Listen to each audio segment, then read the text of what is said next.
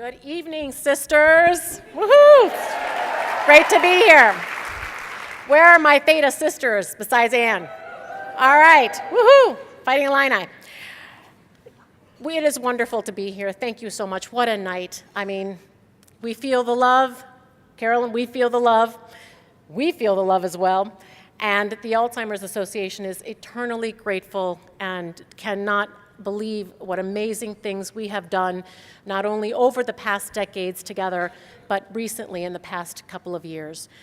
Thanks to all of the leadership here sitting in front today with us. Thank you for the invitation to be here. And I'm happy to share with you just a few thoughts about where we are today before we close out the evening. And I'm not going to get heavy on the science because I know it's late in the day and we've got a lot of things going on. And you will have a great science presentation, a workshop tomorrow, actually, from Dr. Heather Snyder on my science team as well. So I hope that you guys will be able to spend some time with her tomorrow and learn a little bit more about the biology of the disease. But I really want to also thank you for the energy that you bring to this cause, the energy that we all need, because we have examples from Barb, from seeing her and her family and her sister here, and her daughter, here with her today, and know that the level of burden of this disease that it affects not only the person, but everyone around them and everything they touch and who they are is a part of what is unacceptable in this disease that does not stop. We know that we're grateful for Barb and her voice that allow us to really understand what that means on a day-to-day basis, and allows me to continue to think and connect what the human and personhood is as we work on this disease from a biological level in terms of cells, molecules, neurons, and genes that all make up Barb and everyone else affected. For me, this is extraordinarily personal as well, because my husband's mother has Alzheimer's disease. She is in the moderate stages of the disease, and she is the third of 4 siblings with the diagnosis. Her father also died of Alzheimer's. So for me, it's extraordinarily personal. It is a strong family history, and we think about this every day and about what it means for my husband and for my 4 children. We have got to stop this disease. There is no doubt, and I'm grateful to all of you for what you're doing to help us.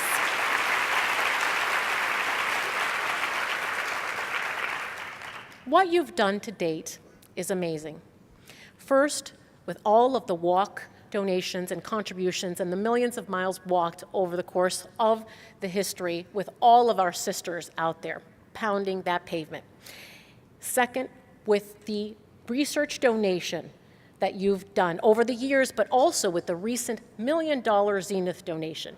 Thanks to the foundation for your vision and working with Kat for her persistence. And Carolyn, you are a force that we need on board, and I'm glad you're on this train, sister, that's for sure.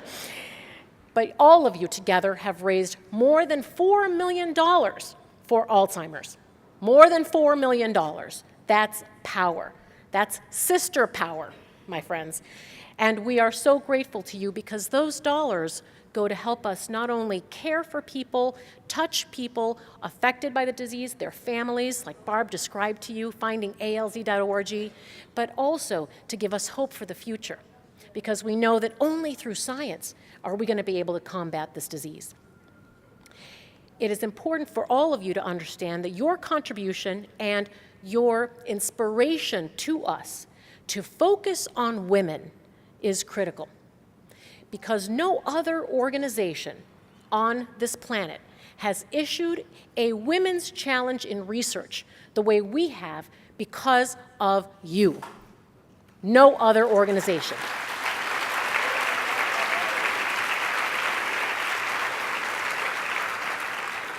Through this special Women in Alzheimer's Research Initiative, we are going to be funding the understanding of the differences between how men and women are affected by Alzheimer's. The differences that are genetic, that are certainly associated with sex chromosomes, absolutely, but also what is underpinning the biology and lifestyle because women and men are different. And it's only through this special initiative that hopefully within the next few weeks we will announce a total of about $1.5 to $2 million, and much of that coming from Sigma Kappa. So thank you. That's the power. And today I'm proud to say that within the next couple of weeks we'll have our next Alzheimer's Association's International Conference. I know that some of our sisters here will be with us there in Toronto, Canada. We are slated to have over 5,000 researchers from over 60 countries come together to share the latest and greatest, including some amazing clinical trials that give us the hope that we all need in order to think about being able to more effectively treat this disease and maybe even stop it, and maybe in the future we will have also conversations about how we can prevent it. That's the key to the future, preventing Alzheimer's disease so that our children, Barb, your daughters, and your grandchildren will not be affected. That's the future.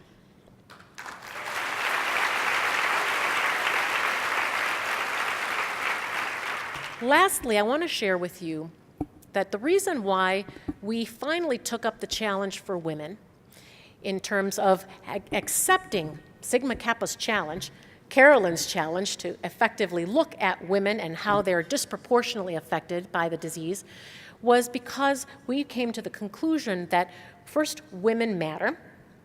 Women matter because women are the caregivers of people affected by Alzheimer's for the majority of the families in the United States.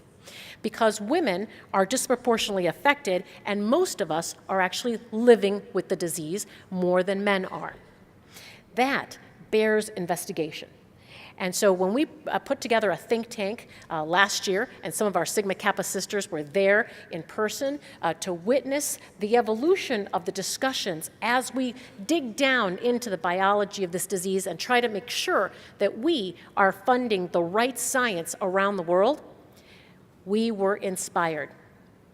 I hope that all of you who were in the room with us were inspired as well, because we were inspired to issue this challenge to understand these differences. Because whatever is helpful to understand about women will certainly always help men as well, right? We got to understand that.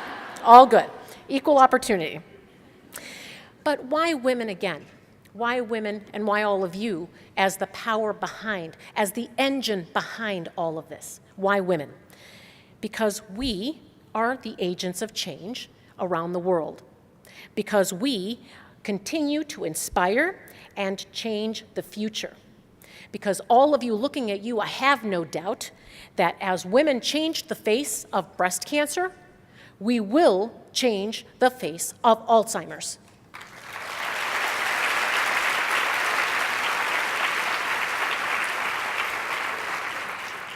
My sisters, we are brave. We are bold. We persevere and do not stop. Right, Carolyn? We will continue to fight with this disease. We will continue to fight it every day until it is eradicated. Thank you for coming along this journey with us for so many years. Thank you for stepping up at this point in time and joining us on an even greater challenge with the biology of the disease as we continue to fight. We will make this disease history. Thank you.